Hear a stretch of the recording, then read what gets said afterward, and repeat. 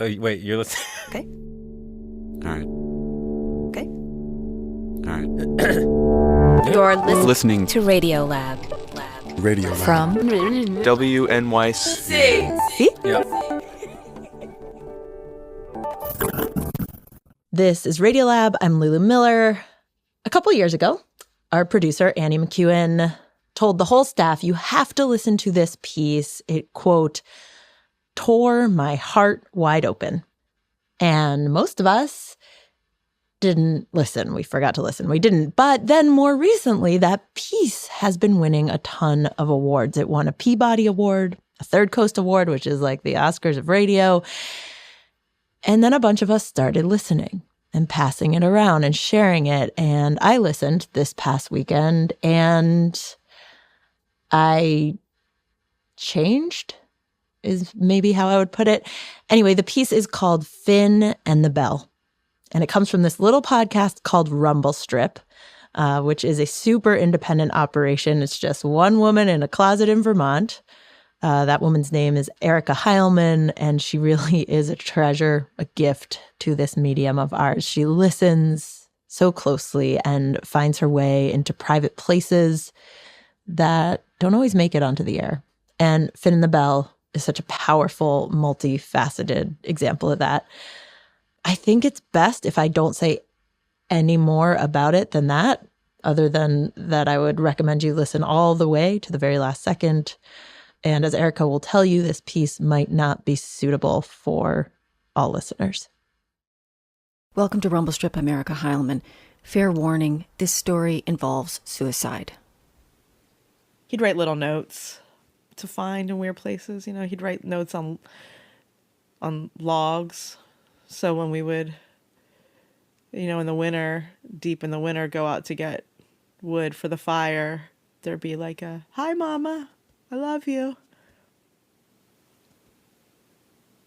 I found one of them this summer. I was afraid I was going to, but also really wanted to. I couldn't decide which way I wanted to go with that. He just recognized coziness and was always trying to create that. What the blanket felt like was important, or like, let's get our pajamas on, and let's, we make cookies. He just recognized the importance of little things you could do to make day-to-day life so much exponentially better.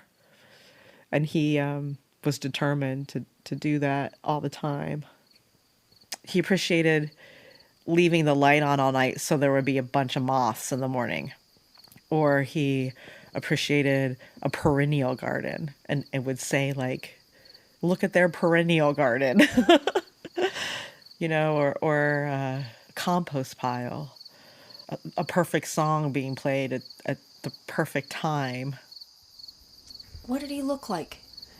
He wasn't very tall. He was 5'7", or he had when he was little, he had really long hair, like down close to, his hip bones probably.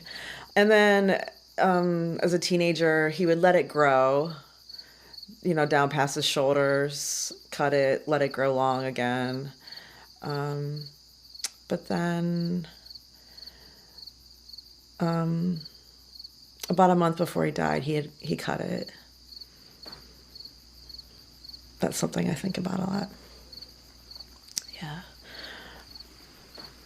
That's Tara, Finn's mother. Finn Rooney killed himself on January 3rd, 2020, in the afternoon after school. This story will not explain why he did this, as if anyone can explain why a person takes his own life. Suffice to say that not a single person in his life predicted this. There were no signs. The closest one can say is that there was a flash of high emotion that comes with youth, and there was a gun nearby and bullets. This is not a story about suicide. It's a story about a boy called Finn Rooney who lived in Walden, Vermont, near Hardwick, with his mother Tara and brother Lyle, and occasionally his father Alex, who is a long-haul truck driver. A boy who loved to fish and play baseball. He played the euphonium not very well. He was the student body president. And right before he died, he had an idea about a bell.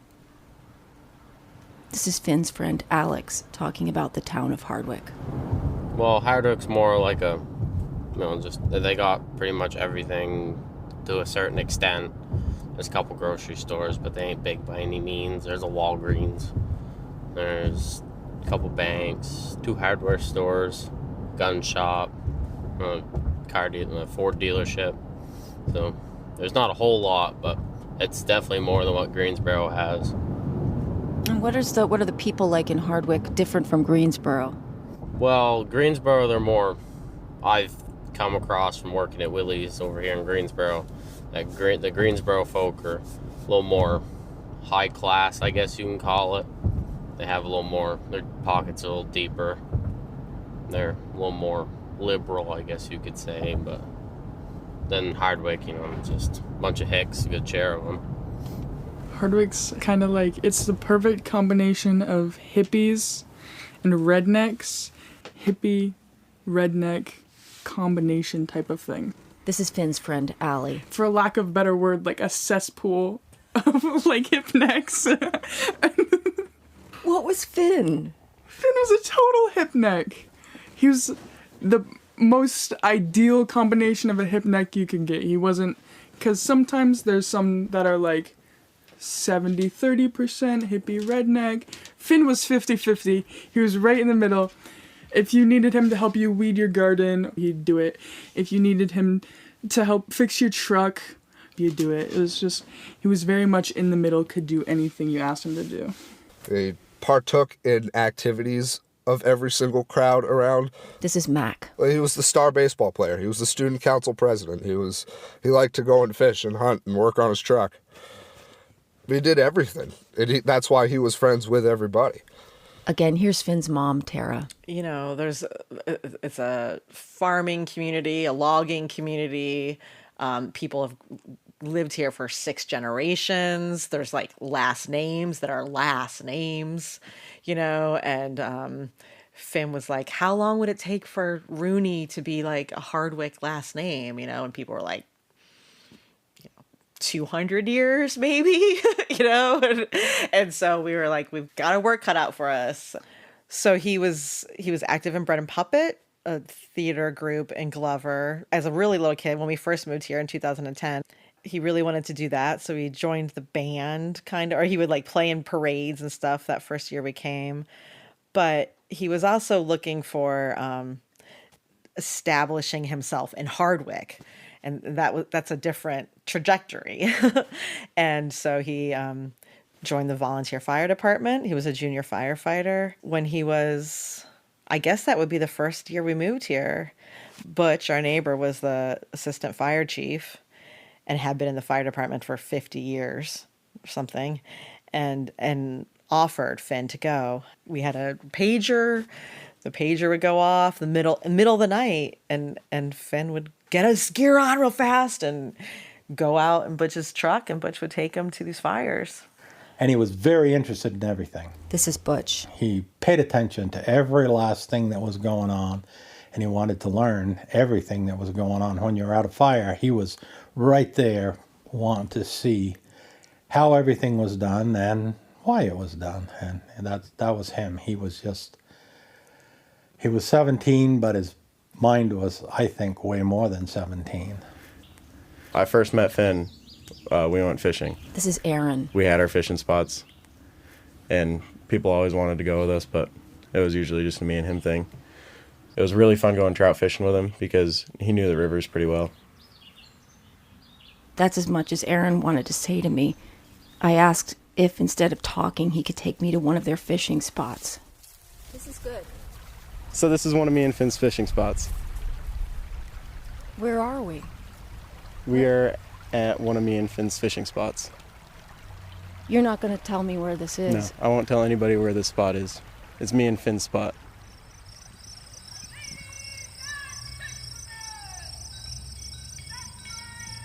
This is the sound of the Bread and Puppet Circus. He wrote poetry, embroidered, drove his truck really fast, pissed off the neighbors, loved a good meal. Like, this is so good, Mama. I remember he would go out sometimes when I was making dinner and pick like seed heads, put them in a mason jar and stick it on the table, light candles, without asking. He liked a well-set table.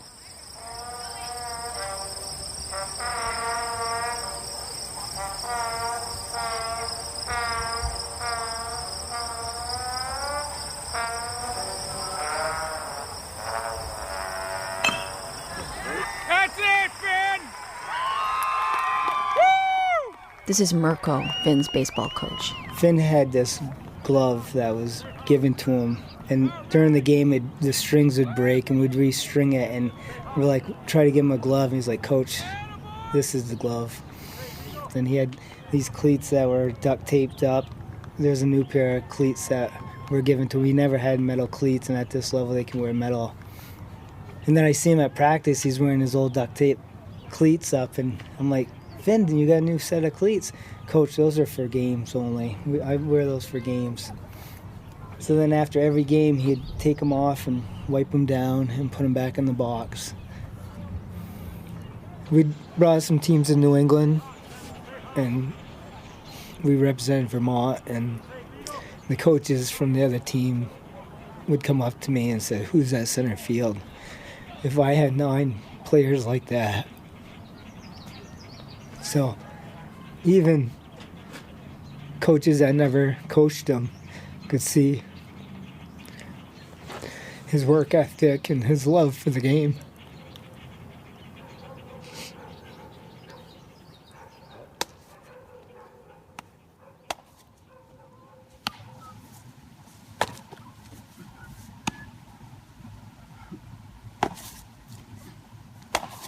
Lyle and Finn would every day for hours. That was the sound of summer, was like the sound of a ball getting into a glove. Come on, Lyle, like, let's go outside. And I find baseballs in the yard, in the field all the time still. Because before we had the sheep, the grass would just get too big and they'd lose them. The ball, that sound.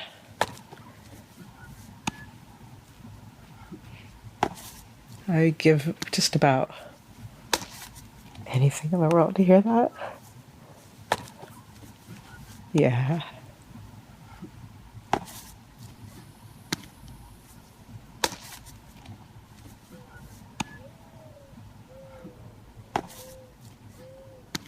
It was a Friday evening, and I was at home and the phone rang. This is Hazen Union High School principal David Perigo. It was our director of guidance telling me that she had some horrible news. And I said, okay. And she said, we have reason to believe that one of our students took their own life this afternoon. And I shook my head and just said, how do we know that? What do you mean we have reason to believe? And who are we talking about? And when she told me that we were talking about Finn Rooney, I just didn't know what to make of it. And, within a couple hours, we had confirmed that it had happened. And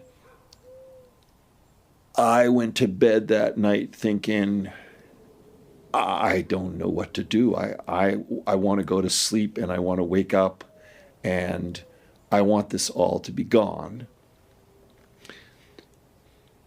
And I went to sleep that night, and when I woke up this morning, I was like, we've just had a terrible thing happen to our community. It's really big, and we got to step into this and figure it out. And finally, that morning, in a conversation with Finn's mom, Tara, we had to have that conversation about how we were going to deal with this in the community. We had to communicate to the larger community that this had happened. But from the very beginning, Tara was very clear. we are not going to back away from the fact that this was a suicide. This was a suicide.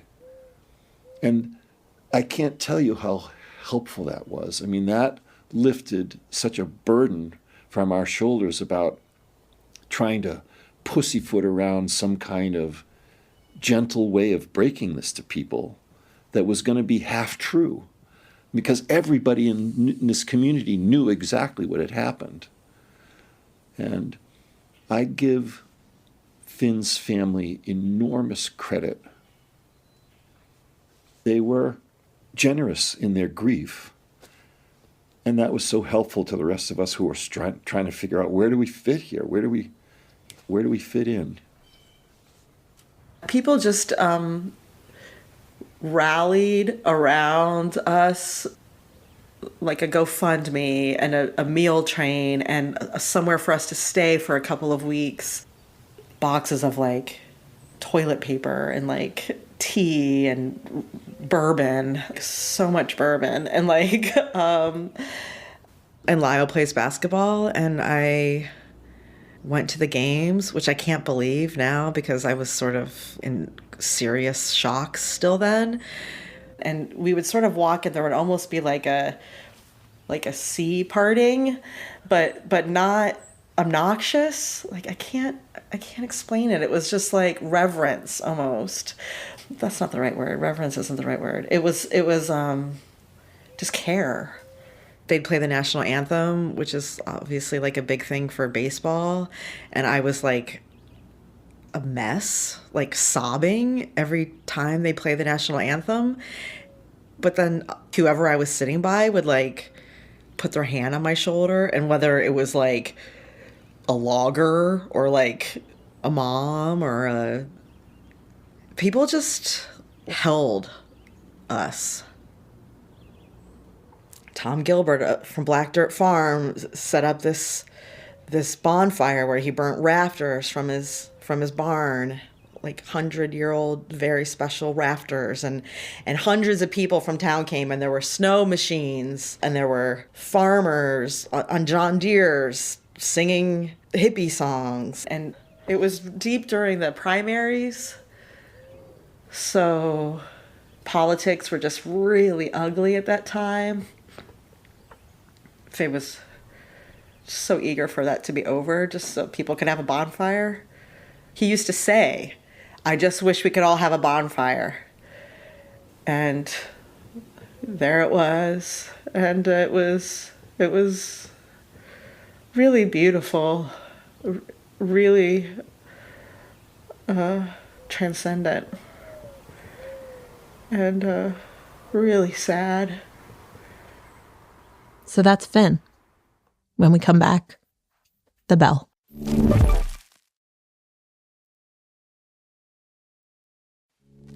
Hey, I'm Lulu Miller. This is Radiolab, picking back up with Rumblestrip's Erica Heilman, telling us the story of Finn and the Bell. Before the break, we met Finn. Now on to the bell. Finn was student body president at Hazen Union High School, and in the months before he died, he heard a story about a bell, an old bell that used to hang in the belfry at Hardwick Academy in the middle of town before the school was knocked down in 1970 and Hazen Union High School was built right up the hill. He heard that they would ring this bell when Hardwick teams won away games so that the whole valley knew about the win altogether. Finn Rooney loved this idea, which maybe isn't surprising. He was a kid who had some notion of community being something inclusive and participatory, a verb even. He wanted to live in a town where there was a bonfire and everybody came.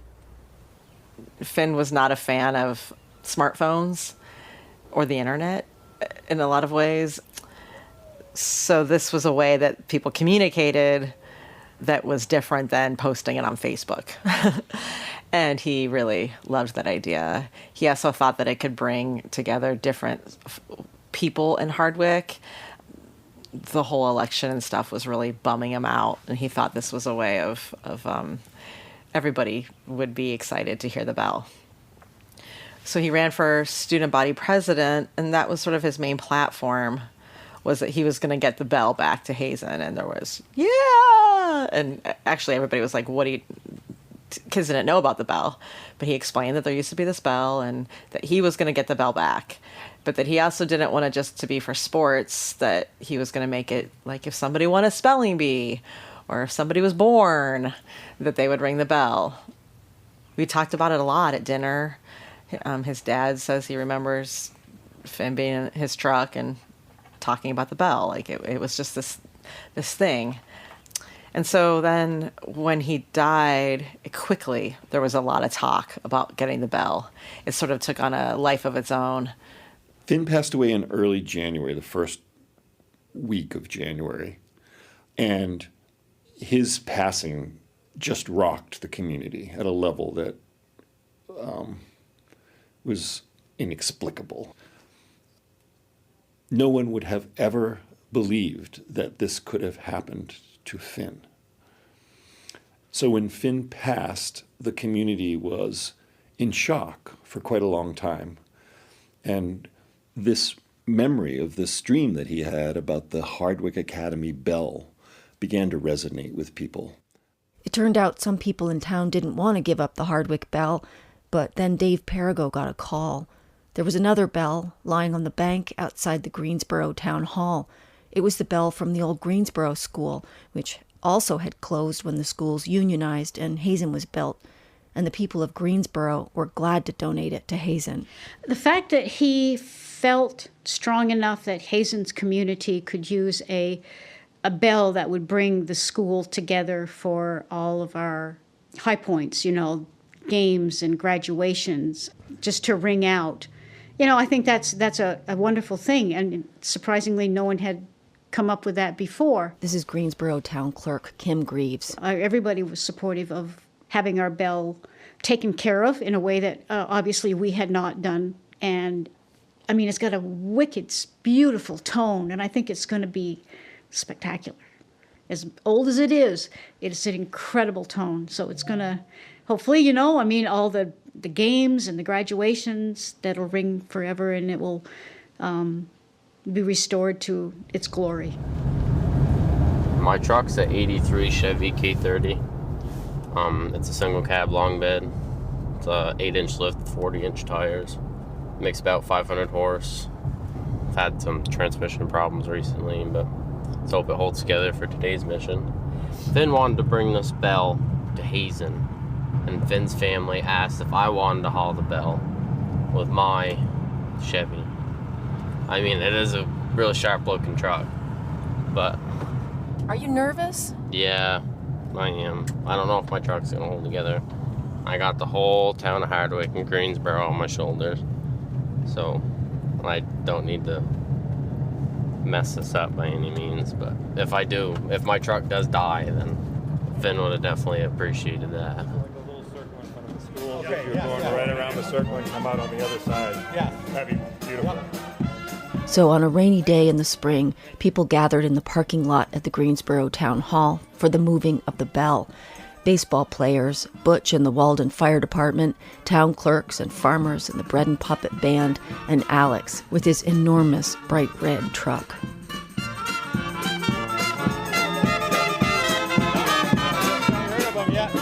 Last couple of nights. Oh, did you? Yeah. I had a fox come in and kill 11 of mine. Oh, that's what happened to mine. Oh, the guy killed him? Yeah. I had 7, then I had 5. So thank you all very, very much for joining us on this very special occasion here today. When we began to launch this bell project, one of the things we thought of was that we might get our own bell. We might have a bell made for us special. And then when this bell appeared, we realized what a gift. Not a new bell, a young, inexperienced bell, but a bell with maturity and spirit, a bell that has rung out to the community of Greensboro throughout its history, and a bell that will become our bell in Hazen. So we're incredibly grateful to the town of Greensboro for this. So in our appreciation today, we would like to present this letter to the town of Greensboro. Dear Greensboro Select Board and residents of the town of Greensboro, on behalf of our entire union, would like to extend our deepest thanks to our friends and fellow union members of the town of Greensboro for your gracious gift of the former Greensboro school bell to Hazen and the entire union.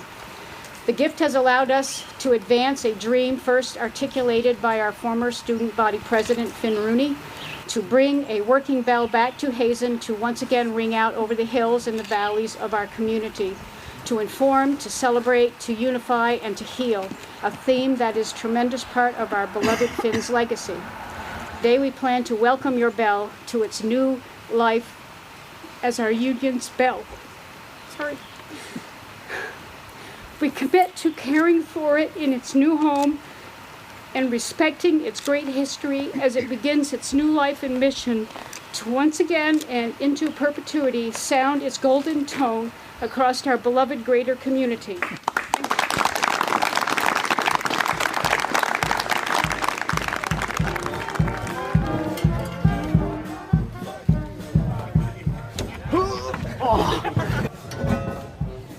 How are we doing this?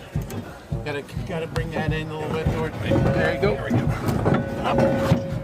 If you would like to motivate and inspire this group of people with the revving of your truck, Just don't pull the transmission. that would be cool. That would get people like mobilized and realizing that we're about to go. Right. All the fire trucks already down there.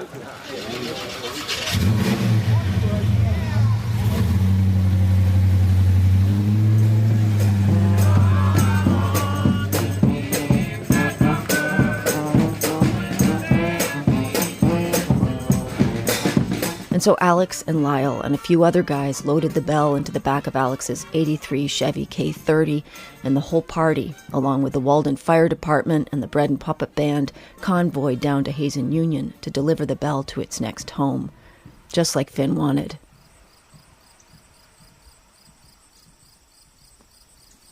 It never felt clumsy. It was like so not clumsy in a town that maybe a lot of people consider clumsy, and sort of, Hardwick. I mean, there's all sorts of jokes about Hardwick.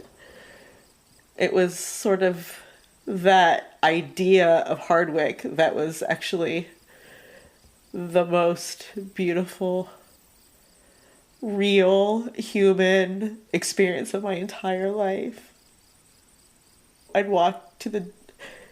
go to my mechanic, and he was sobbing and like, can I change your oil? Or like, the diner has a sandwich named after him. The 1-year anniversary, there were people made snowflakes with his name on them and taped them all around town. The bell.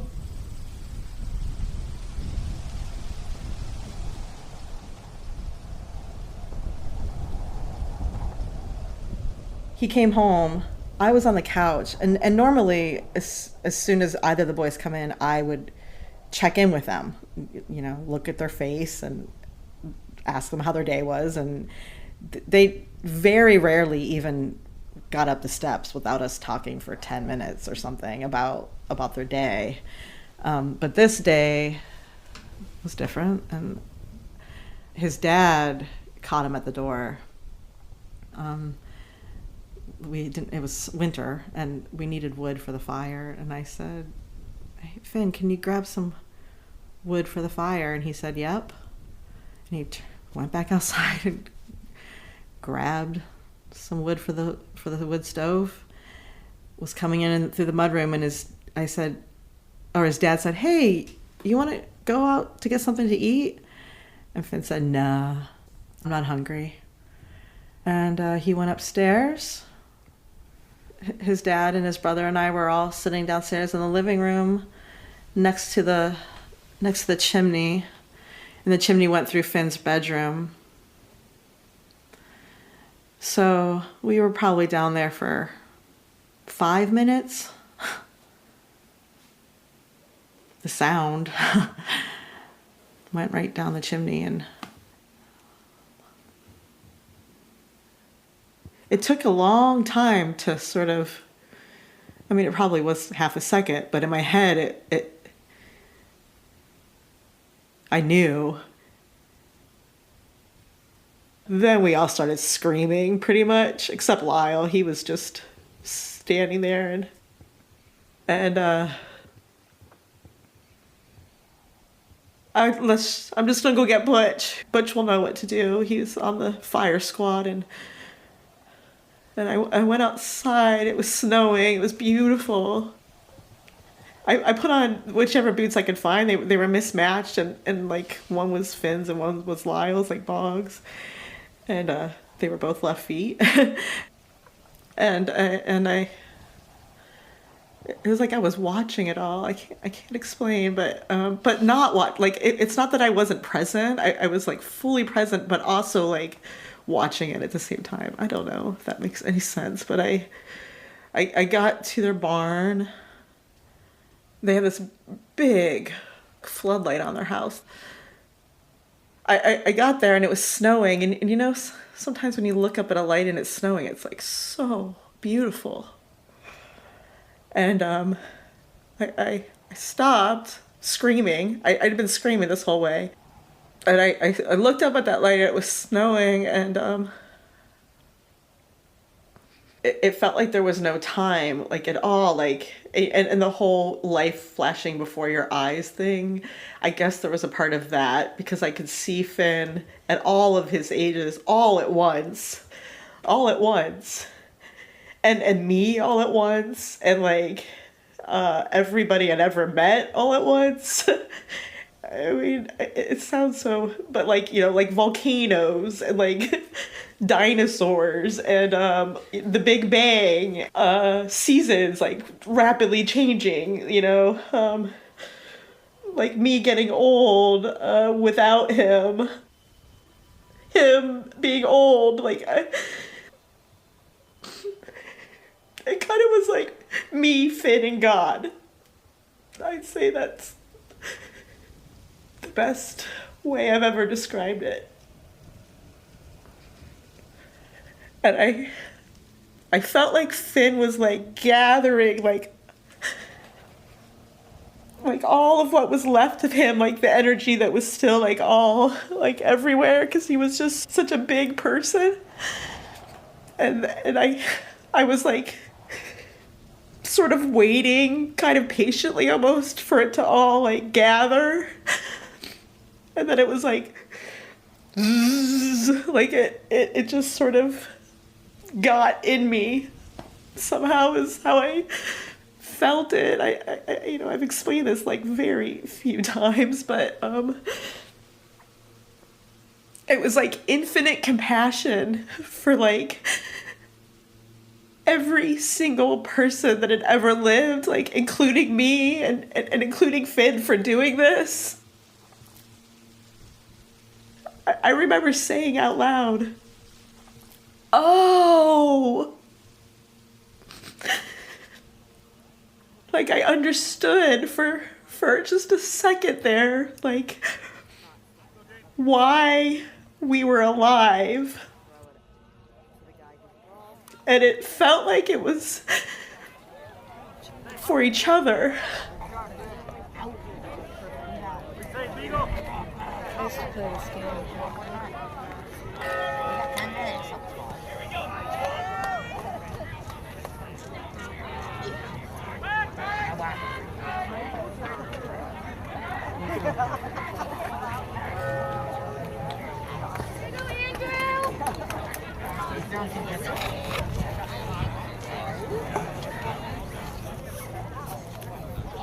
Oh my God, hi!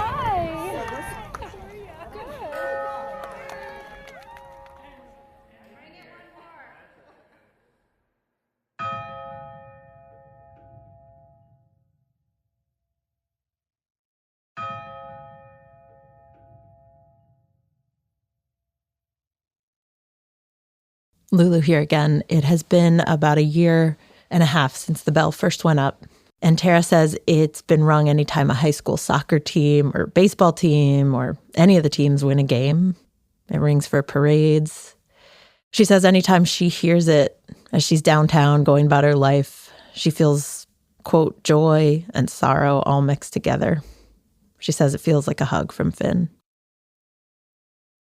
This summer on Finn's birthday, she hung out with some friends, drank some margaritas, and then they all went up to the bell tower and she pulled the rope and just rang the bell over and over and over until she said it felt like it had, quote, said what it needed to say.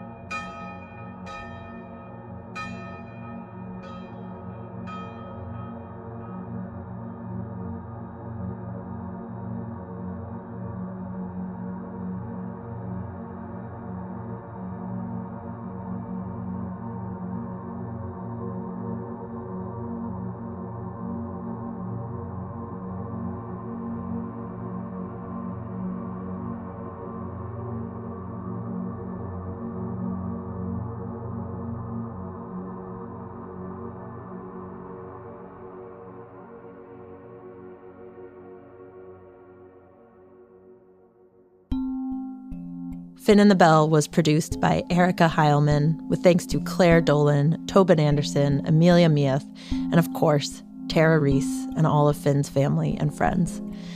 If you like this, there is so much more to discover over at Rumble Strip.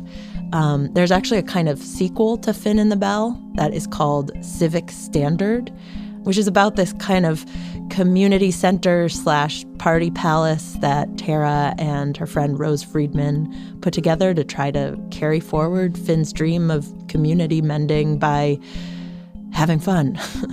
That one, again, is called Civic Standard. I also super love this one about a camp for, quote, people with and without disabilities.